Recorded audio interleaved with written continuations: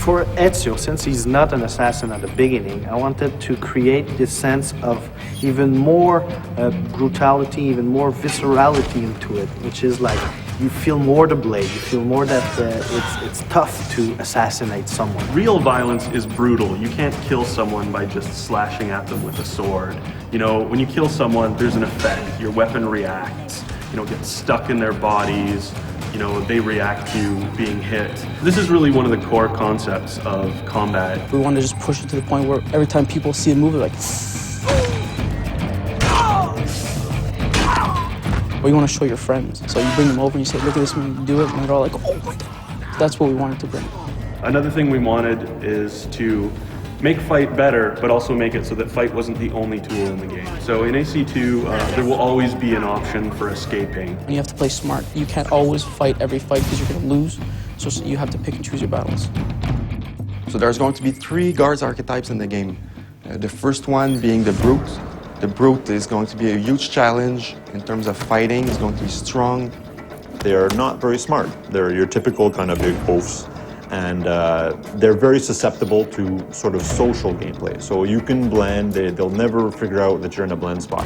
Then we have the Seeker, the more paranoid type of guard, you know, the guy who's searching to see where Ezio is, and even like in Bale of Eight or in a group of people, you can say, oh, you're there. The third is the Agile, and the Agile is obviously against the free running.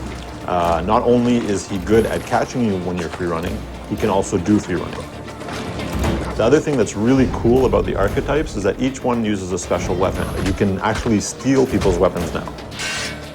By stealing the archetype's weapons will unlock a whole new set of combat attacks. Okay, this is a type of guy, he has a spear, you know, spears are long, so I can grab it and take it from him and kill someone else. Whereas a Brute is heavily armored and you can pound on it all day long with your weapon and not really get anywhere. You've got to be clever to beat this kind.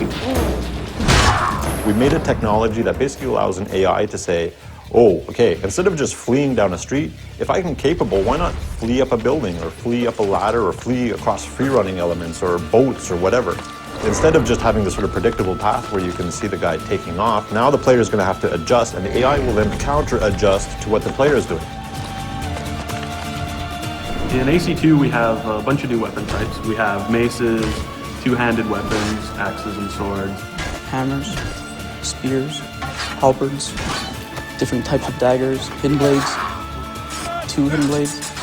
These allow for a lot of interesting variety to the combat. In AC1, the only thing you could do in fight with the hidden blades was counter kills. There was nothing else. But this time around, it counts as a full weapon. You're going to want to be more visceral. You're going to want to attack. You're going to want to kill. You're more of a badass.